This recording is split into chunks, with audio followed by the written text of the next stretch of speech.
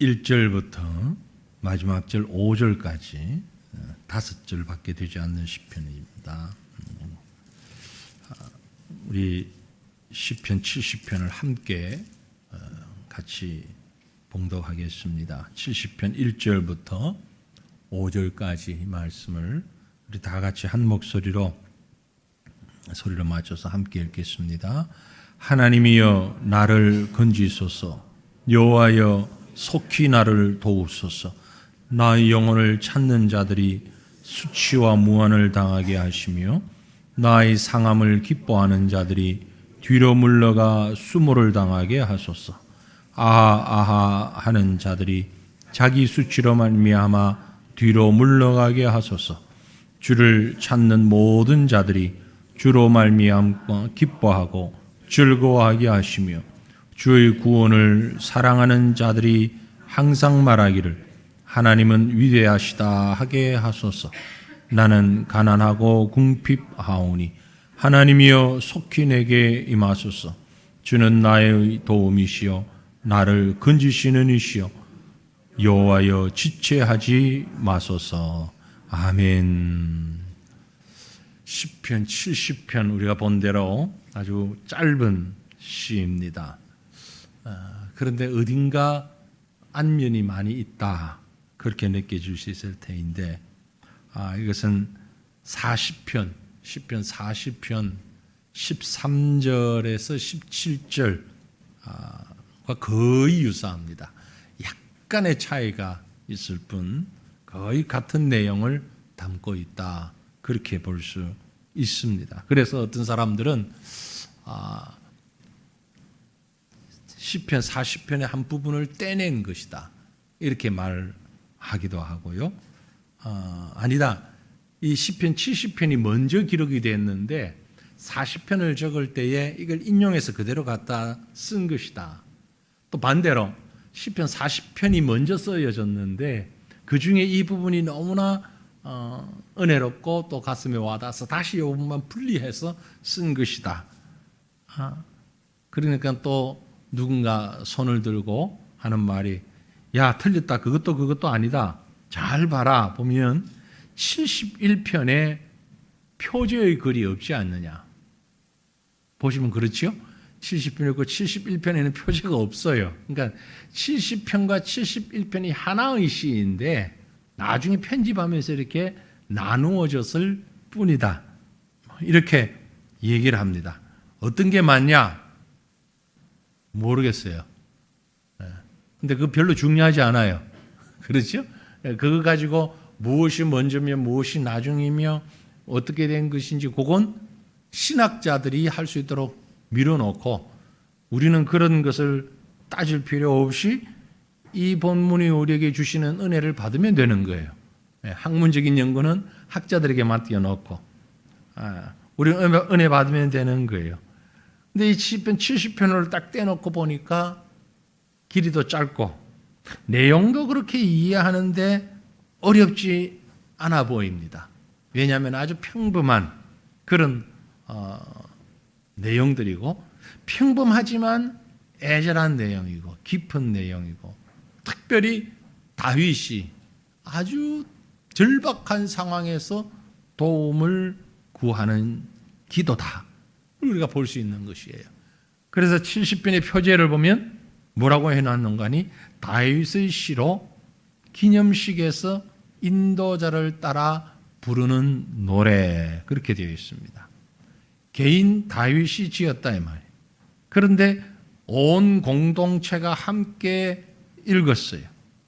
읽는데 특별히 어떤 때? 기념식에. 무슨 기념식인지는 잘 모르겠어요.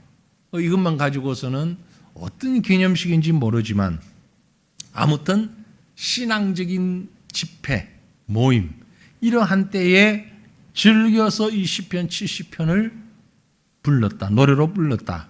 그런 것을 알 수 있습니다. 그런데 그 내용을 보면 아주 어려운 가운데 있는 참 힘든 상황에 있는 다윗의 기도다라고 볼 수 있습니다. 그 짧은 5절이지만 1절에 보면 도움을 구합니다. 나를 건지소서, 나를 도우소서라고 얘기했고 2절에도 보면 나의 영혼을 찾는 자들이, 나의 상함을 기뻐하는 자들이, 그런 표현이 있지요. 또 5절에 가도 나는 가난하고 궁핍합니다. 이런 표현들을 보면 지금 이 시를 적고 있는 다윗이 매우 절박한 상황에서, 너무너무 힘들고 어려운 상황에서 이 시를 적었구나. 그러면 구체적으로 그게 언제일까? 사실 얘기를 하고 따져보는 것도 큰 의미가 없어 보입니다. 왜냐하면 다윗의 일생을 보면 거의 내내 고통이에요. 우리말로 밥 먹듯 한다. 굶기를 밥 먹듯 한다. 굶는다는 얘기인지 먹는다는 얘기인지는 모르겠는데 밥 먹듯 한다. 아주 많이 한다. 자주 한다.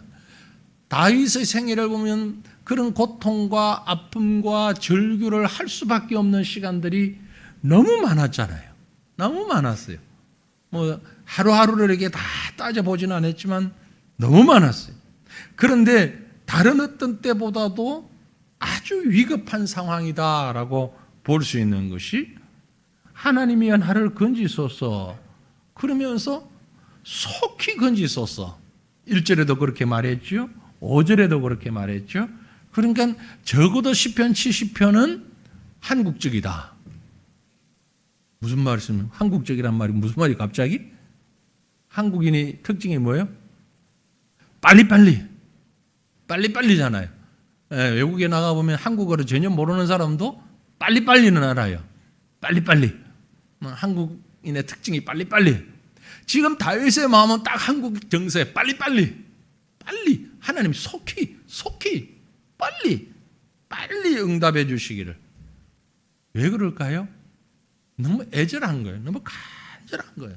자, 우리 그 내용을, 그런 상황을 두고 이 시편 70편이 어떤 내용으로 기도하고 있는가 살펴보면요. 먼저 자기 자신을 위한 기도를 하고 있다.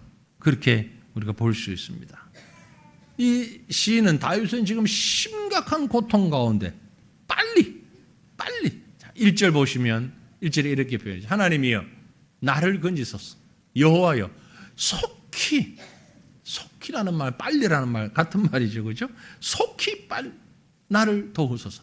어떤 상황에 어떤 형편에 있길래 어떤 문제를 해결해 달라고 하느냐, 내용 모르겠어요. 근데 여러분 혹시 그런 경험 있으세요? 위급해서 119에 전화를 했던 경험. 119를 전화를 하면 어떻게 합니까? 안녕하십니까? 여기 저는 누구인데 제가 지금 있는 상황에, 이렇게 얘기하는 사람 없어요. 119 딱 전화하면 급해요. 빨리 와줘요. 왜 그러시니? 무슨 일이에요? 빨리 오라니까. 어디 다쳤어요? 사람이 많이 다쳤어요. 빨리 오세요. 빨리. 아마 119 전화를 하면 한 30초 통화를 하면 빨리라는 얘기를 10번은 넘게 할 거예요. 그게 위급한 전화예요. 그런 경험이 없으세요? 없으시면 너무 감사한 거죠. 그런 전화를 할 일이 없으면 너무 좋은 거예요. 근데 급하면 앞뒤 다 자르고 빨리 와달라는 소리밖에 안 해요. 지금 시편 70편 1절은 119 전화를 한 거예요. 누구한테요? 하나님한테. 하나님께 119 전화한 거예요. 빨리 와주세요. 제발 단 1초라도 빨리. 지금 우리 외국도 그렇지만 우리나라 아주 시스템이 잘 되어 있어요. 119 전화해서 빨리 와주세요 하는 순간 이 전화가 어디서 왔다는 게 딱 뜬다 그래요. 119 상황실에서. 그래서 이미 알아요. 어딘지. 그리고 바쁘면 바로 출동해요. 순식간에 오긴 하는데, 하나님께서 우리의 그 위급한 구조 요청을 듣고 계시는 거예요. 그 하나님을 향해서 지금 구조 요청을 하고 있는 거예요. 그러면서 다윗의 마음은 움츠렸는지 어떤지 모르지만 이미 두 팔을 벌리고 있어요. 하나님 빨리 오라고, 빨리 오라고. 그러니까 70편의 기도의 내용에서 핵심은 타이밍입니다. 타이밍. 지금 이 순간이 지나가면 안 되니까 속히 오라고. 고난의 강도나 길이 때문에 고통스러워할 수도 있는데 사람이라고 하는 존재, 우리 모든 사람이요, 고난에 대해서는 훈련이 되어지죠. 익숙해지죠. 아픈 곳이 있으면 그 아픈 곳이 처음엔 되게 아프다가 나중에 시간이 갈수록 어떻게 돼요? 견딜만 하잖아요. 뭐 치료도 안 받고 약도 안 먹는데도 견딜만 한 것이 나아서 안 아픈 게 아니고 아픔에 익숙해지는 거예요. 그게 육체적인 고통이든 정신적인 고통이든 마음의 아픔이든 이게 익숙해져 간단 말이에요. 고통이 길어지는 거예요. 그러니까 이게 이제 고통으로 안 느껴지는 수가 있어요. 우리가 낯선 길을 갈 때 여러분 생각해 보시면 어딘가 생전 가본 적이 없는 그 길을 갈 때는 되게 멀게 느껴지죠. 돌아올 때는 어때요? 아주 가깝게 빨리 오는 것 같지요? 실제적인 시간은 똑같은데도 불구하고 갈 때는 오래 걸리는 것 같다가 올 때는 짧게 걸리는 것처럼 느껴지는 이유가 가면서 그 긴 기다림에 익숙해져 버린 거예요. 그러니까 오면서 그 익숙함이 그대로 진행되니까 빠르게 느껴지는 거죠. 그래서 오늘 시편에도 여호와여 나를 건지소서 나를 도우소서, 시편에 보면 종종 다윗의 고백 가운데 주여 언제까지니까 언제까지니까 그렇게 부르짖는 것을 볼 수 있어요. 빨리 끝나면 좋겠는데 왜 아직 안 끝납니까? 속히 끝나게. 어떤 상황인지는 모르지만 매우 절박한 상황에서 기도하고 있다. 그것은 분명한 것입니다. 그때 간결하게 구하는 것은 하나님 속히 도우소서. 믿음의 사람들이 저와 여러분이 이 땅에 살면서 이런 경우가 종종 있습니다. 아니 많이 있을 것입니다. 왜냐하면요, 사탄 마귀는 우리의 허점을 너무나 잘 알고 있어요. 잘 보고 있어요. 그래서 그 허점이 나오면 탁 그 빈틈을 치고 들어오는 거예요. 이 사탄의 전공이거든요. 성경이 그렇게 얘기하고 있습니다. 우리가 잘 아는 말씀이 베드로전서 5장에 사탄의 특징을 이렇게 말해요. 근신해라, 깨어라. 너희들 중 마귀가 무엇처럼? 우는 사자같이 두루 다니며 삼킬 자를 찾고 있다. 우는 사자는 지금 배가 고파서 으르렁거리는 사자가 뭐가 먹을 게 없나 이렇게 살펴보고 있는, 한마디로 스캔 중이다 말이에요. 지금 사자가, 마귀가 우리를 스캔하고 있는 중이다. 흑점이 있으면 바로 먹잇감을 가로채는 맹수처럼 달려들 것이다. 그러므로 우리가 시험을 받을 때는 늘 위급합니다. 다급할 수밖에 없어요.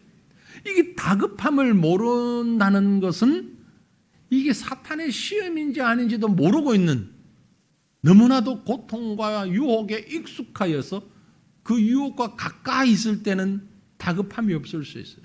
그러나 성도의 기도는 이런 사탄 마귀의 위협을 알 때는 다급할 수밖에 없는 거예요. 우리는 늘 이 세상에서 전쟁하고 있어요. 영적 전쟁이 계속되고 있어요. 여러 가지 모양으로. 그렇죠? 생각지 않은 방법으로 환난이 옵니다. 고통이 옵니다. 유혹이 옵니다.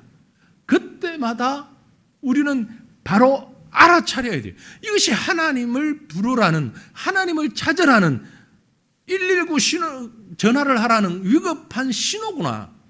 그래서 빨리 주님 앞에 나와야 되는, 주님 향하여 손을 들어야 되는, 주님 속히 도와주옵소서, 주님 속히 도와주시옵소서, 간구해야 하는 거예요.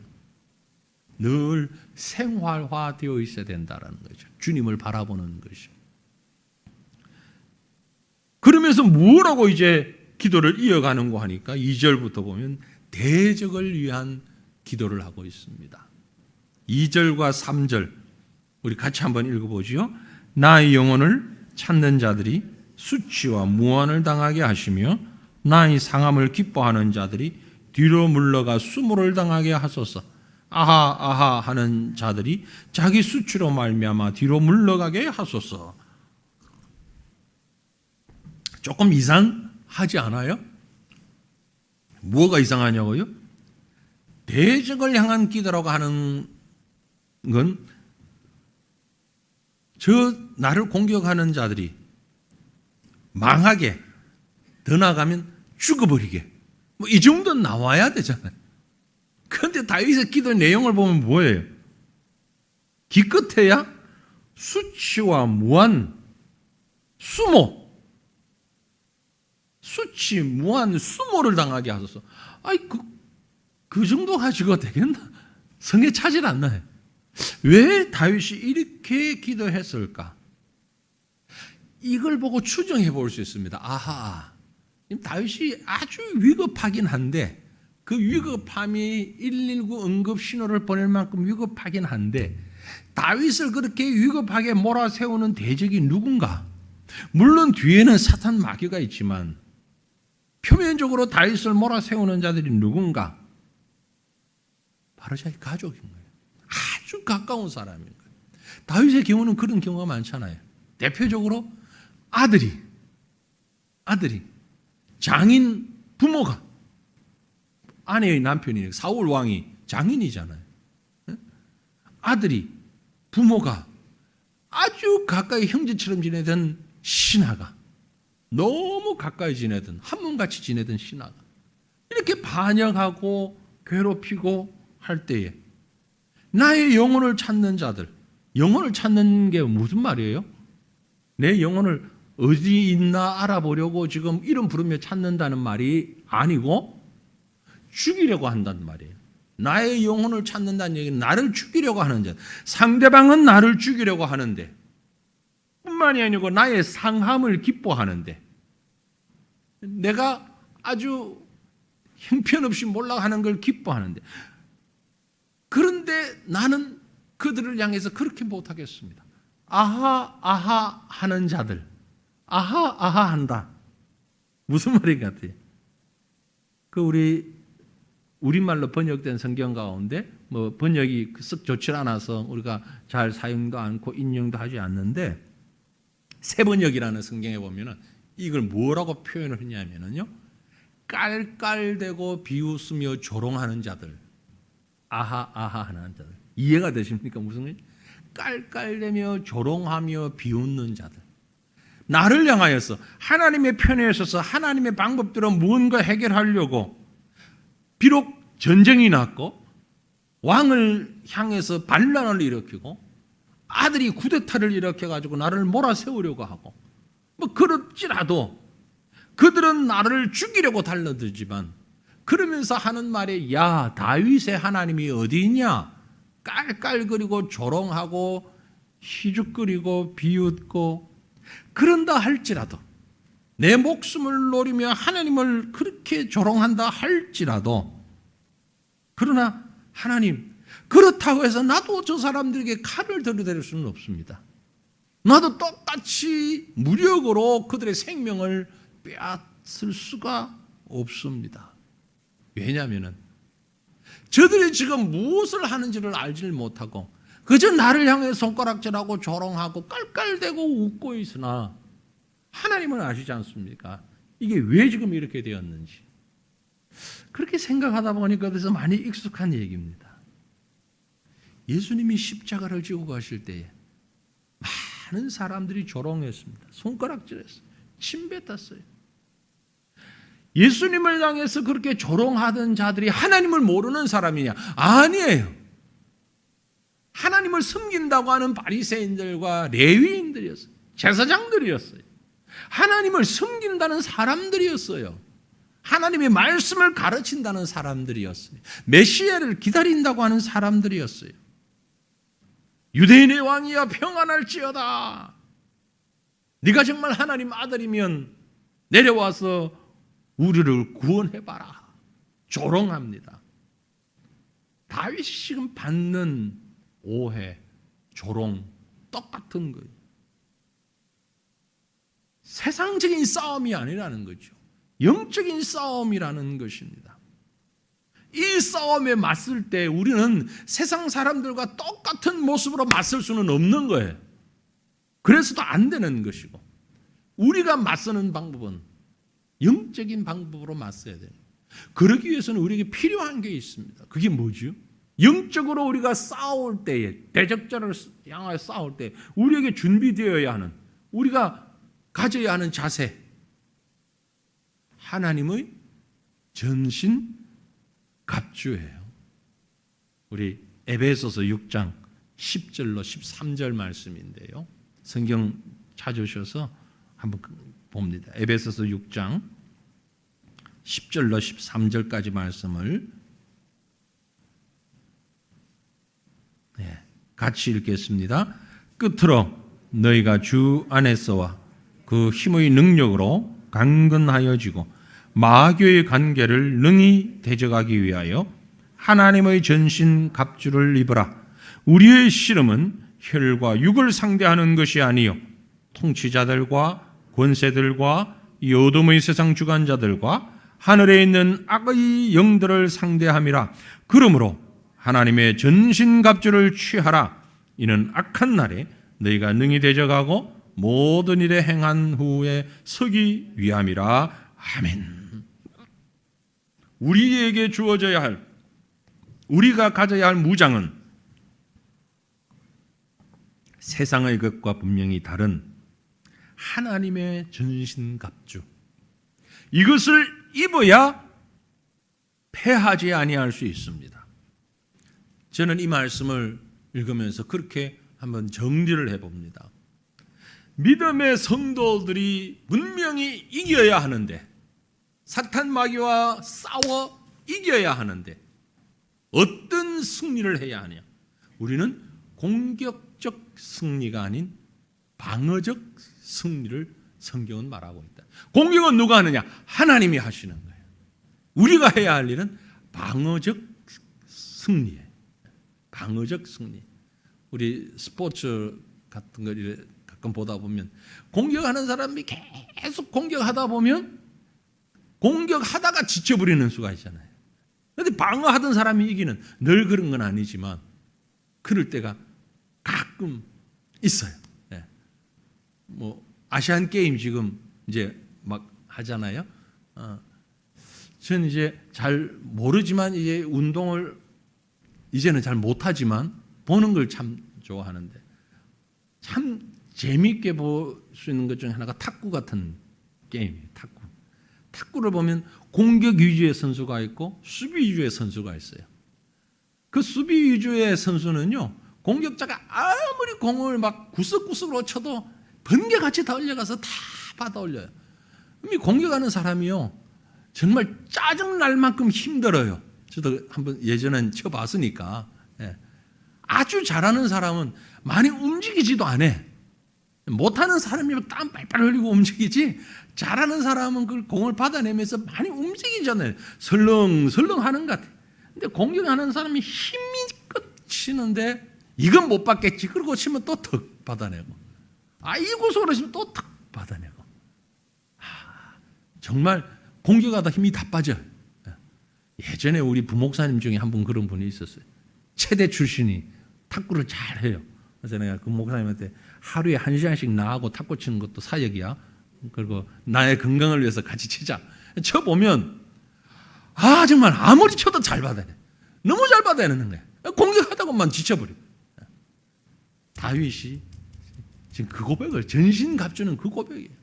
하나님, 우리가 방어를 잘 할 수 있게 하시고 방어를 잘하게.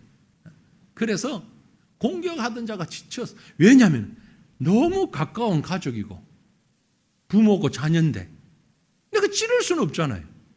그러니까 공격하다 지쳐서 수치를 당하게 하옵소서. 정말 성숙한 기도다. 그렇게 생각이 되어집니다. 오늘 우리가 이 세상에서 살아가면서 수많은 일들을 당하는데 그때마다 여러분 하나님의 전신 갑주를 입고 믿음으로 승리하실 수 있기를 간절히 바랍니다. 억울함은 누가 해결한다? 하나님이 해결하십니다. 억울함은 하나님이 해결하시고 우리는 믿음으로 승리하는 거예요. 그래서 그 뒤에 이제 나오는 말씀을 보면 마지막 결론에서 의인과 또 자기를 위한 기도를 하고 있습니다. 자신이 위급한 상황에 처해져 있을 때에 의인들을 기억하는 것이 참 좋습니다. 마치 누구처럼? 엘리야처럼. 엘리야가 너무 지쳐가지고 로뎀나무 아래에서 좌절감에 빠져 있을 때 하나님 나타나서 뭐라고 합니까? 바알에게 무릎 꿇지 아니한 7,000명이 아직 남아있다. 엘리야는 혼자인 줄 알았어. 그래서 너무 힘들어했어. 그런데 같은 의인이 이렇게 있다. 얼마나 공감이 되고 얼마나 위로가 되고 얼마나 힘이 되는지 몰라요. 다윗은 지금 자기를 위해서 기도하면서 구원받아야 할 의인들을 위하여 함께 기도하고 있는 것을 볼 수 있습니다. 하나님이 위대하다 하게 하소서. 4절 말씀입니다. 4절에 주를 찾는 모든 자들이 주로 말미암아 기뻐하고 즐거워하게 하시며 주의 구원을 사랑하는 자들이 항상 말하기를 하나님은 위대하시다 하게 하소서. 나와 같이 하나님의 편에 서서 내 이 답답한 마음을 공감하면서 하나님의 능력을 신뢰하면서 하나님을 사랑하면서 이 외로움을, 이 고통을, 이 위기를 함께 벗어날 수 있도록, 함께 이길 수 있도록 하나님 나와 함께하는 사람들을 허락하여 주소서. 바로 그 기도예요. 마찬가지로 그 사람들의 기도를 주님이 들어 주시옵소서. 교회가 이 땅에서 살아가면서 교회가 중요한 이유가 바로 아주 큰 것이 이것이지. 나를 위해서 기도해 줄 수 있는 성도가 있다는 것, 우리 동력자들이 있다는 것, 믿음의 공동체가 있다는 것. 우리 공동체의 한 영혼을 위해서, 한 사람을 위해서 기도하는 건 여러분 가볍게 생각하지 마십시오. 바로 그 교회의 공동체가, 영적 공동체가 나를 위하여 기도하는 것이고 그것이 나의 문제이고 나의 기도이라는 것이죠. 아무개 장로님, 아무개 권사님 위해서 기도하는데 아이고 내가 인심 쓴다 기도하지, 그런 차원이 아니에요. 나의 기도예요. 왜냐하면 우리는 하나의 공동체이기 때문에 우리가 함께 주의 구원을 사랑하는 자들이, 주의 구원을 사랑하는 자들, 얼마나 귀하고 아름다운 말입니까? 우리 새과천 교회가 주의 구원을 사랑하는 자들의 모임이, 그 모임이 함께 말하기를 하나님은 위대하시다 하게 하소서. 하나님은 위대하시다 하게 하소서. 아침 시간에도 기도에 대해서 말씀드렸습니다만 우리가 기도할 때에 나를 위해서 기도하는 만큼 우리를 위해서 기도할 수 있기를 바랍니다. 우리를 위해서 기도하는 것이 곧 구원을 사랑하는 자들을 위한 기도와 간구인 것입니다. 그때에 그 기도 속에는 무엇이 포함되어 있는가 하니 여러분 생각해 보세요. 내가 아주 어려움에 처했어요. 내 교회 식구들에게, 가족들에게 나를 위해서 기도해 주십시오. 그 말은 내가 함께 믿음의 공동체 안에 영적으로 바르게 서 있다라는 얘기예요. 바르게 서기를 원한다라는 얘기예요. 그래서 우리는 하나님 앞에서 하나님의 백성들이 고통당하지 않기를 함께 위하여 기도해야 하는 것입니다. 고통이 왔을 때도 기도해야 하지만 고통이 오기 전에도 기도해야 되는 거예요. 우리가 서로를 위하여서. 이 말씀은 바로 앞에 있는 69편에서도 비슷한 관점으로 기도했던 것을 볼 수 있습니다. 69편 6절에 보면 주 만군의 여호와여, 주를 바라는 자들이 나를 인하여 수치를 당하게 하지 마옵소서. 이스라엘의 하나님이여, 주를 찾는 자가 나로 말미암아 욕을 당하게 하지 마옵소서. 주를 바라는 자들, 주를 찾는 자들, 같은 입장에서 믿음의 공감대를 가지고 있는 영적인 공동체가 나로 인하여, 나 때문에 욕을 당하지 않게 하옵소서. 고통당하지 않게 하옵소서. 그리고 이어서 쭉 나가서 30절 32절에 보면 내가 노래로 하나님의 이름을 찬송하며 감사함으로 하나님을 위대하시다 하리니 이것이 소 곧 뿔과 굽이 있는 황소를 드림보다 여호와를 더욱 기쁘시게 함이 될 것이라. 권고한 자가 이를 보고 기뻐하나니 하나님을 찾는 너희들아, 너희 마음을 소생하게 할지어다. 소를 드리는, 황소를 드리는 제물보다 하나님이 더 기뻐하시는 것은 우리가 함께 여호와의 이름을 찬송하고 하나님은 위대하시다, 하나님의 위대하심을 높일 때에 하나님은 이것을 더 기뻐하신다. 우리 영적 공동체가 하나의 마음으로 하나님 앞에 기도하는 것을 하나님은 더 기뻐하신다. 여러분, 우리의 교회를 허락하시고 믿음의 동력자들을 함께 허락하신 것, 믿음의 한 공동체를 허락하신 것, 얼마나 귀한 은혜인지 모릅니다. 감사하실 수 있기를 바랍니다. 그리고 위에서 함께 기도할 수 있기를 바랍니다.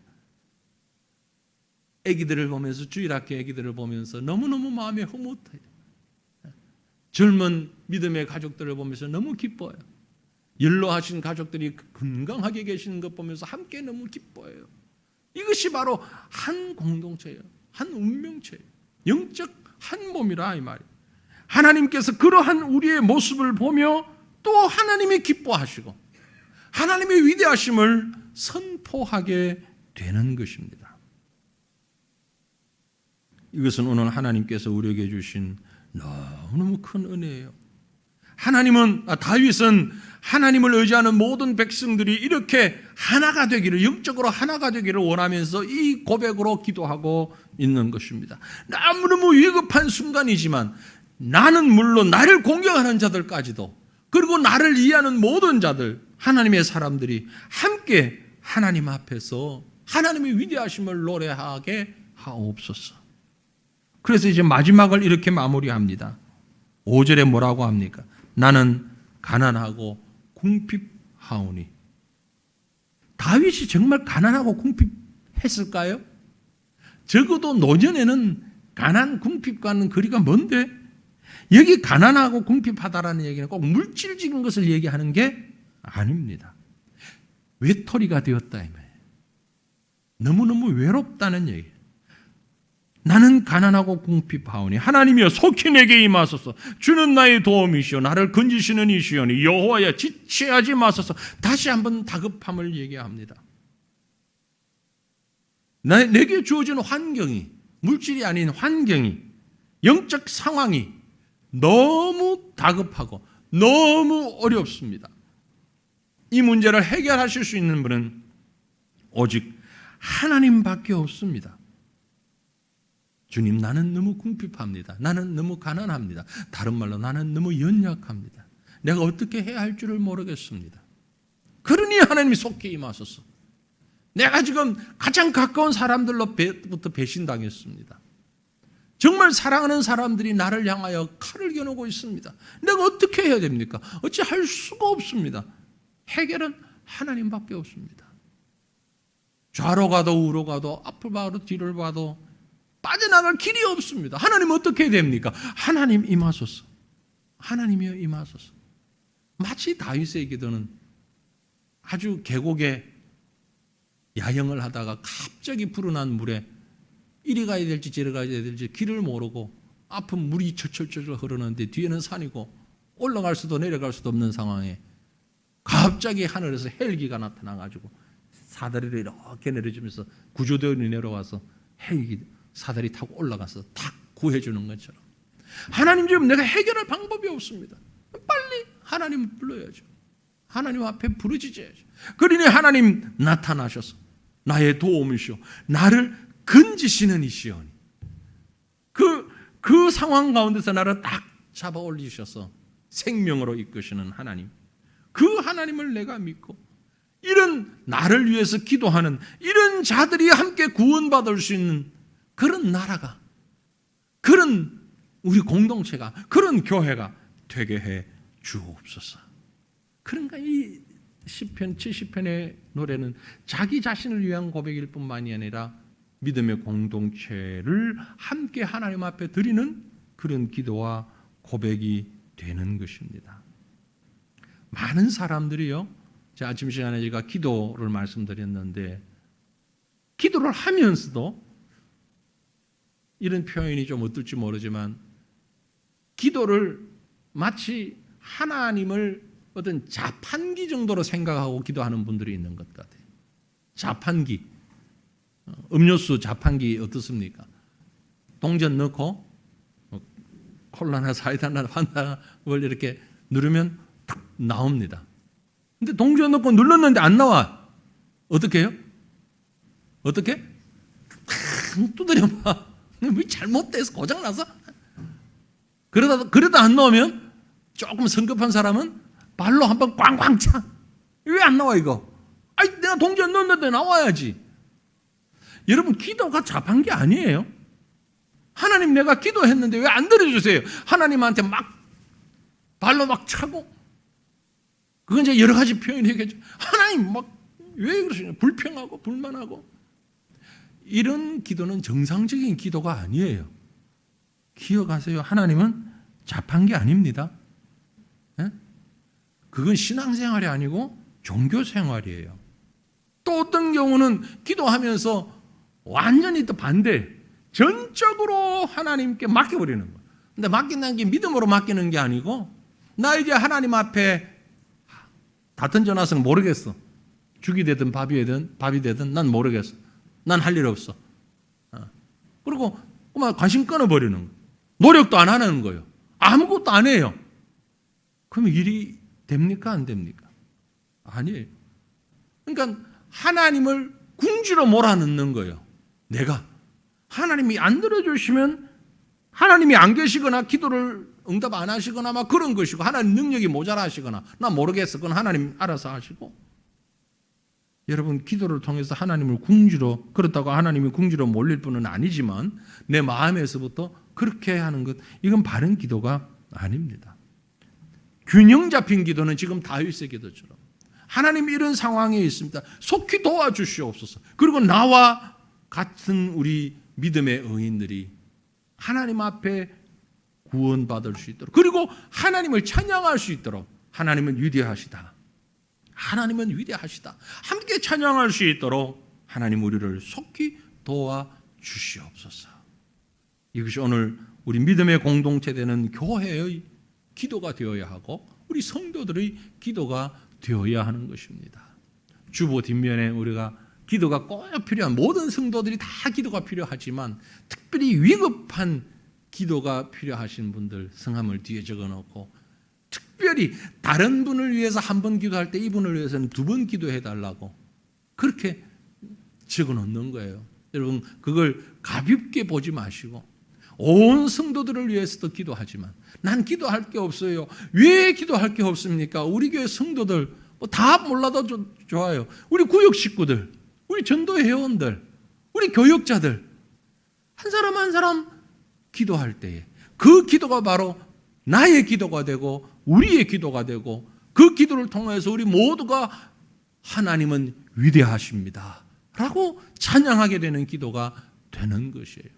이런 기도의 삶이 영적인 균형 잡힌 성숙한 기도의 삶이 이어져 가는 그래서 하나님의 속히 도와주옵소서라는 간구가 우리에게서 응답되어지는 그런 귀한 삶이 연속되어질 수 있기를 우리 주님의 이름으로 축원합니다.